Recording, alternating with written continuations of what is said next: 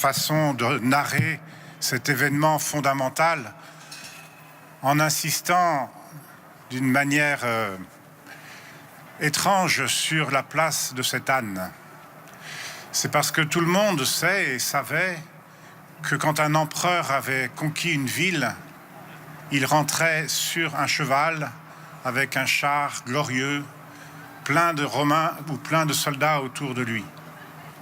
Quand Jésus décide de rentrer dans sa ville de Jérusalem, il choisit un petit âne pour montrer que la manière dont il a choisi d'être roi n'a rien à voir avec César ou avec un autre empereur. Ce petit âne, il n'a jamais été monté.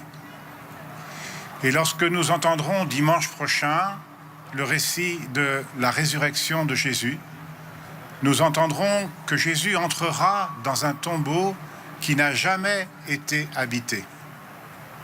Et entre ce petit âne jamais monté et ce tombeau jamais habité, il y a l'espace d'une croix qui n'a jamais été élevée.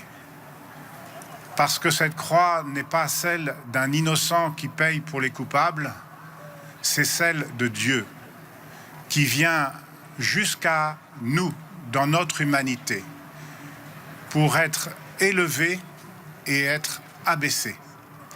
Pour être abaissé dans son humanité et élevé dans la gloire de sa résurrection.